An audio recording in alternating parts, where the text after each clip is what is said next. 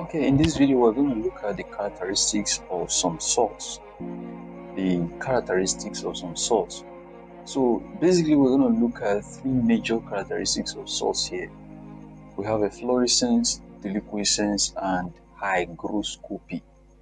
Efflorescence, deliquescence, and hygroscopy. So these are the three basic characteristics of some salts that we're going to be looking at. A salt, as we've explained before in previous lessons, is a substance or a compound that is formed from the neutralization of an acid with a base. So when an acid reacts with a base, salt is formed, right? So a salt is that substance that is formed from the neutralization of an acid and a base, right? So we're going to look at the characteristics of some salts, and the basic characteristics we'll be looking at are efflorescence, deliquescence, and hygroscopy. So the first one that we have here is efflorescence. So what is efflorescence? What is efflorescence? Efflorescence is the process in which hydrated salts. What does the word hydrated mean? The word hydrated means something that contains water. So when we say hydrated salts, we mean salts that contains water, right? So efflorescence is the process in which hydrated salts give off part or all of their water of crystallization spontaneously to form lower hydrated or anhydrous salt. So the word anhydrous means something without water, right? So anhydrous salt simply means salt that does not contain water. So again, efflorescence is the process in which hydrated salts give off part or all of their water of crystallization. They give off all of their water of crystallization spontaneously to form lower hydrated or anhydrous salt. Like I said before, the word hydrated means something that contains water, right? Containing water. So lower hydrated means they are containing less amount of water or containing no water at all. So anhydrous salts, they are salts that contains no water. Lower hydrated salts are salts that contain less amount of water. So again, efflorescence is the process in which hydrated salts give off part or all of their water of crystallization spontaneously to form lower hydrated or anhydrous salts, right? So such a salt that will lose part or all of its water of crystallization spontaneously to form lower anhydrous salt, that compound is known as that salt is known to be efflorescent. So such a salt is said to be efflorescent. Any salt that has this characteristic is said to be efflorescent. So a typical example of an efflorescent salt is sodium tetrahydrosulfide decahydrate. This compound is called sodium tetrahydrosulfide decahydrate. Hydrate. What does that mean? It means that it contains 10 molecules of water, right? So this is sodium tetrahydrosulfide decahydrate. It is an example of an efflorescent salt. So when this compound is exposed to air, it loses all of its water of crystallization. So this is the water of crystallization, right? It loses all of its molecules of water. This is a hydrated salt, sodium tetrahydrosulfide decahydrate.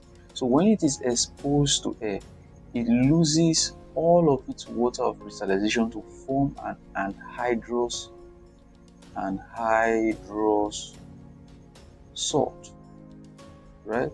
So this is the anhydrous form, sodium tetrahydrosulfide. It has lost all its water of crystallization. So this compound, sodium tetrahydrosulfide decahydrate, is said to be efflorescent. Again, efflorescence is the process in which hydrated salts, this is an hydrated salt, give off part or all of their water crystallization spontaneously to form lower hydrated or anhydrous salt. So this compound, sodium tetrasulfide decahydrate, will give off all of its water crystallization to form spontaneously to form what? The anhydrous salt. So sodium tetrasulfide decahydrate is said to be efflorescent. Another example is sodium triisocarbonate 4 decahydrate, right? So sodium triisocarbonate 4 decahydrate. Decahydrate means it contains 10 molecules of water crystallization, right? So when this compound is exposed to air, it will give off 9 out of the 10 water crystallization. So it gives part of its water crystallization to form a lower hydrated salt. So this is a lower hydrated salt that is formed. It still contains water crystallization, but the number is reduced, right? So it forms a lower hydrated salt, and this lower hydrated salt is called sodium triisocarbonate 4 monohydrate. So this is called sodium triisocarbonate 4 monohydrate, right? Mono means one, so it contains just one water crystallization out of the 10. So again, efflorescence is the process in which hydrated salts give off part or all of their water crystallization spontaneously to form lower hydrated or anhydrous salts. This compound, sodium triisocarbonate 4 decahydrate, is also known as washing soda. So this is a very important question. I can ask you that what is the other name for sodium triisocarbonate 4 decahydrate? The compound is also known as what? Washing soda. So the next characteristic of some salts that we have here is deliquescence. Deliquescence. So deliquescence is a process whereby a salt or a compound or a substance absorbs water from the atmosphere, dissolves in it, and form an aqueous solution. Deliquescence is a process whereby a salt or a compound or a substance absorbs water from the atmosphere, dissolves in it, and forms an aqueous solution. So such a salt that has this characteristic is said to be deliquescent. What that means is that a deliquescent substance will absorb water. When it is exposed to air, it will absorb water, it will dissolve in it, and it will form solution, right? So example of deliquescent substances are calcium chloride, sodium hydroxide, potassium hydroxide, magnesium chloride, iron 3 chloride, and phosphorus 5 oxide, right? So all these substances are known as deliquescent substances. Why are they deliquescent? Because when they are exposed to air, they will absorb water, dissolve in it, and form a solution, an aqueous solution in it, right? So again, we have calcium chloride, we have sodium hydroxide. Sodium hydroxide is also known as caustic soda. We have potassium hydroxide, which is also known as caustic potash. We have magnesium chloride, iron 3 chloride, and phosphorus 5 oxide. So all these are examples of deliquescent substances. They are deliquescent because when they are exposed to air, they absorb water and then they dissolve in it and then they form solution in it, right? So note these examples: calcium chloride, sodium hydroxide, potassium hydroxide, magnesium chloride, iron 3 chloride, and then phosphorus 5 oxide, right? So let's look at the last one that we have here, which is hygroscopy.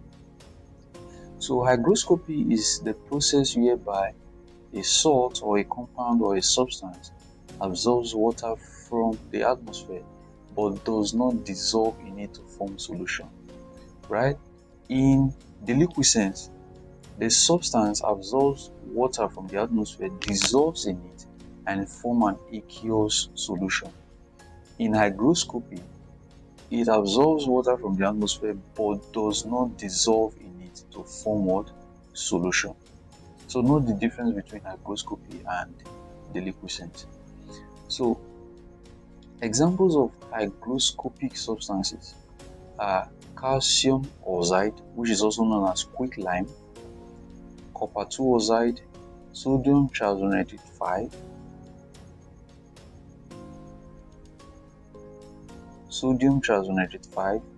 concentrated tetrasulfuric acid, silica gel, and glycerol. So all these are examples of hygroscopic substances, right? They are substances which absorbs water from the atmosphere but does not dissolve in it to form solution. So all these are hygroscopic substances. They absorb water, they can absorb water from the atmosphere, but they will not dissolve in it to form solution. So examples again are calcium oxide, which is also known as quicklime, copper 2 oxide, sodium triazonitrate 5, concentrated tetrasulfuric acid, silica gel, and then glycerol.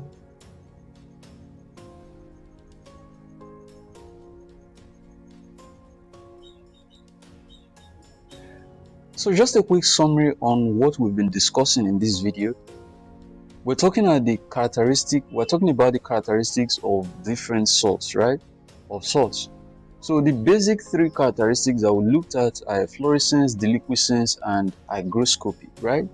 So efflorescence is a process whereby a salt or a compound or a substance loses part or all of its water crystallization when exposed to air to form a less hydrated salt or an anhydrous salt, right? So examples of efflorescent compound or efflorescent salts are sodium tetrasulfuric decahydrate and sodium triazocarbonate 4 decahydrate, also known as washing soda. This is the common name for it.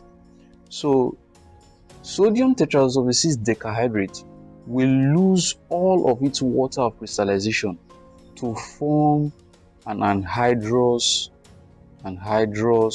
salt, which is sodium tetrasulfuric salt, right? So it will lose all its water of crystallization. It will lose 10 molecules of its water of crystallization when it is exposed to air. Then sodium triazocarbonate 4 decahydrate, commonly called washing soda, will lose 9 of its water of crystallization to form a less hydrated salt. And the salt it will form is what? Sodium triazocarbonate 4 monohydrate, which means it contains only 1 molecule of water, right? So when a salt loses its water of crystallization when it is exposed to air, that salt is said to be efflorescent. It is undergoing what is called efflorescence, right? Then we also have deliquescence. This is the process whereby a salt absorbs water from the atmosphere. It absorbs water from the atmosphere, dissolves in it, and then forms a solution in it. Examples of such salts or examples of such compounds, they are sodium hydroxide. This compound will absorb water from the atmosphere, it will dissolve in it, and it will form a solution, right? We have potassium hydroxide, calcium chloride, magnesium chloride, iron 2 chloride, and then phosphorus 5 oxide.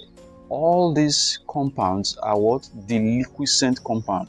They undergo what is called deliquescence. What that means is that when they are exposed to air, they absorb water, they dissolve in it, and then they form a solution in it, right? They have the ability to absorb water, they dissolve in it, and then they form a solution in it.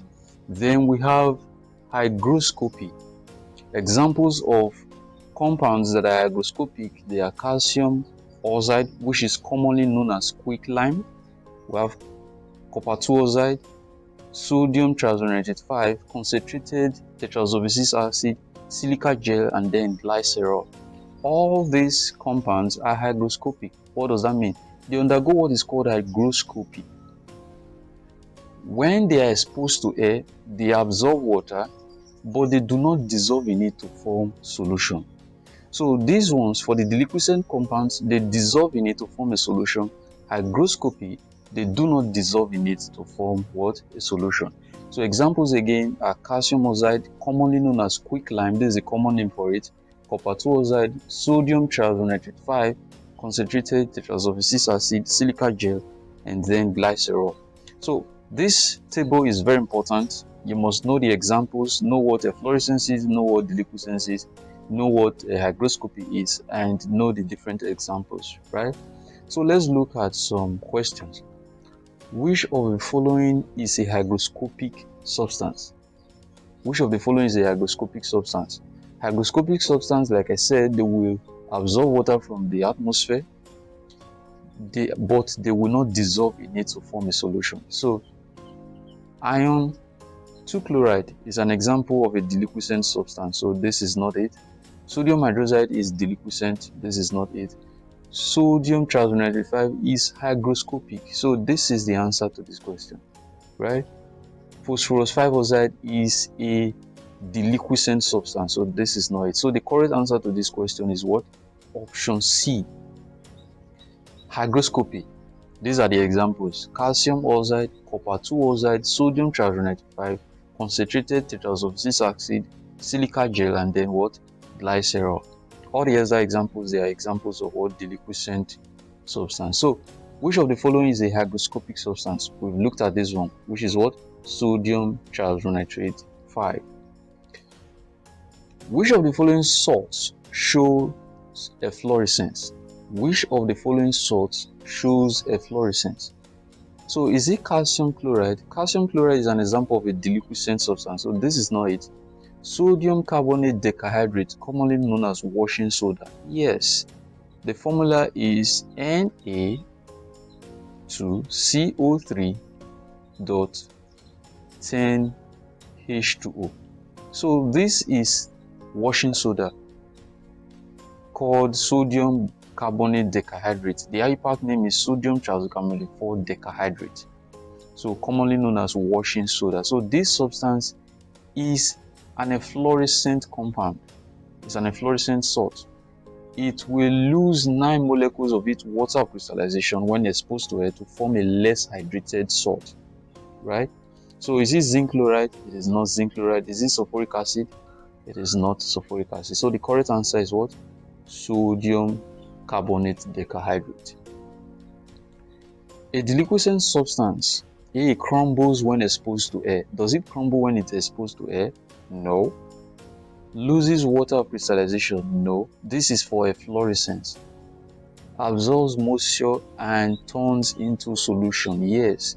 A deliquescent substance will absorb water, it will absorb moisture, dissolve in it, and then form a solution in it. So it absorbs moisture, turns into what? A solution. So this is the answer.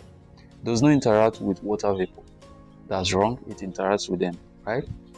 So the next question I have here is, which of the following is a deliquescent substance? Which of the following is a deliquescent substance? So we've looked at deliquescent substance before. Is it baking soda? No. Is it silica gel? No. Silica gel is an example of a hygroscopic substance. Is it calcium chloride? Yes. Calcium chloride is an example of a deliquescent substance. It absorbs water, dissolves in it, and then forms a solution in it. Is it sodium carbonate? No. So the correct answer is what? Calcium chloride. So this table again is very important. It's very important that you know everything that is here: efflorescence, deliquescence, and hygroscopy, and then know the different examples that belong to each of these features.